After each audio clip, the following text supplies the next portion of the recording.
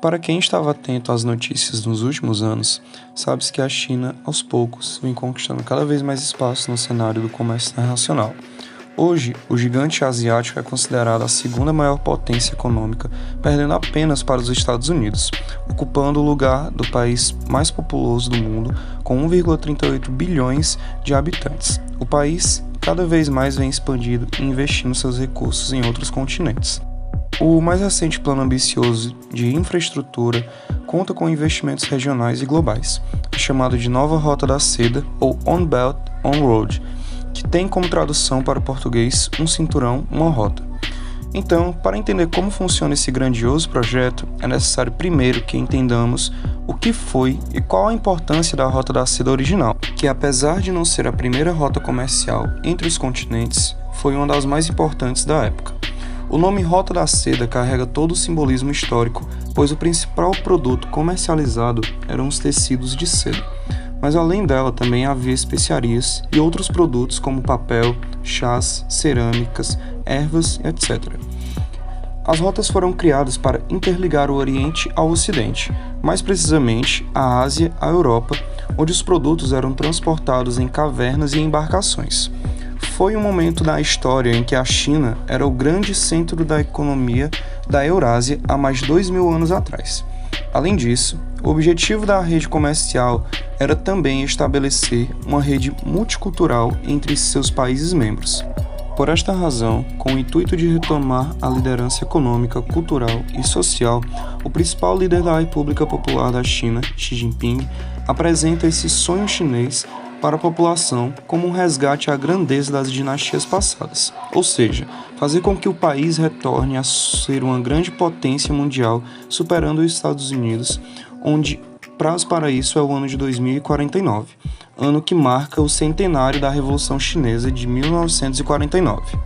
A nova Rota da Seda consiste em um ambicioso plano de infraestrutura regional e global. Esse plano é o Belt and Road Initiative do Cinturão e Rota, uma série de investimentos, principalmente nas áreas de transporte e infraestrutura. Esses investimentos deverão ser tanto terrestres, conectando a Europa, o Oriente Médio, a Ásia e a África, regiões de extrema importância geopolítica, quanto marítimos. Essa integração entre os países europeus e asiáticos, realizada pela nova Rota da Seda, é de fundamental importância para o projeto chinês de globalização, recriando o sistema sinocêntrico, onde a China seria o centro econômico do mundo, criando uma demanda para sua indústria nacional, que tem uma supercapacidade ociosa, contribuindo também para potencializar a internacionalização de suas empresas e exportação de serviços nacionais, fortalecendo a presença do país na rede comercial. No processo de centralização da China para o mundo está a tecnologia 5G, que está sendo um novo fronte de disputa para as duas maiores potências, Estados Unidos e China. As duas potências batalham por espaço de comercialização da tecnologia para os países aliados.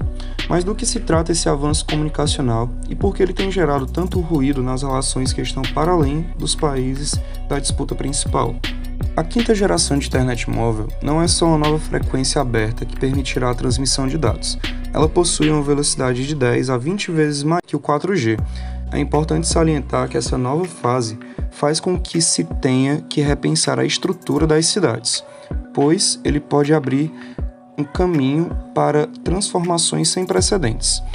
Essa velocidade prometida vai permitir o estabelecimento de redes elétricas inteligentes que vão ser a porta de entrada para a nova geração de carros autônomos. Vai também permitir a realização de cirurgias de maneira remota. O controle de processo nas fábricas por meio da inteligência artificial, o uso de drones para entregas mais rápidas, tudo isso sendo proporcionado por uma troca de informações de dados que estará cada vez mais automatizada, dispensando a interferência humana na sua operacionalização. Toda essa nova fase das redes de dados móveis necessitará de uma mega infraestrutura física, que são os data centers. Nesse ponto é que está sendo travado um novo fronte de guerra mercadológica entre China e Estados Unidos. A empresa Huawei vem sendo o maior alvo da artilharia norte-americana, uma vez que possui a maior estrutura em países importantes para os Estados Unidos, como é o caso do Brasil. Os norte-americanos não foram os únicos a usarem a narrativa sobre a vulnerabilidade informacional para barrarem a expansão da tecnologia da empresa chinesa em seus territórios. Reino Unido, Japão, Austrália, França, Rússia, Nova Zelândia e Itália também baniram o uso dos equipamentos. As últimas investidas nesse sentido partiram do Comitê do Parlamento Britânico ao publicar um relatório informando que viram evidências claras de conspiração entre a empresa e o Partido Comunista Chinês. Em resposta, a empresa pontuou que o relatório que está sendo usado de base proporciona muito mais opiniões de seus investigadores do que evidências. Contudo, é importante destacar que a empresa está submetida à Lei de Segurança Nacional aprovada em 2017, que permite ao governo requisitar dados de companhias privadas, uma vez que notem assuntos que possam ferir a soberania nacional. De fato, esse aparato em questão ressalta uma preocupação nos países que detêm tecnologia da Huawei, mas segundo especialistas na área de geotecnologia, seguindo critérios técnicos, não tem como definir se a empresa é um instrumento de espionagem chinês. É válido ressaltar que o mundo segue para uma dependência total da tecnologia da informação e que essa vulnerabilidade a espionagens podem partir de qualquer canto. O que se coloca ao trazer a China para o centro dessa desconfiança é a forma de ofensiva que os governos do Ocidente fazem contra o gigante asiático. No Brasil, a empresa Huawei já está em atividade há mais de 20 anos e é uma das que fornecem as antenas de telefonia.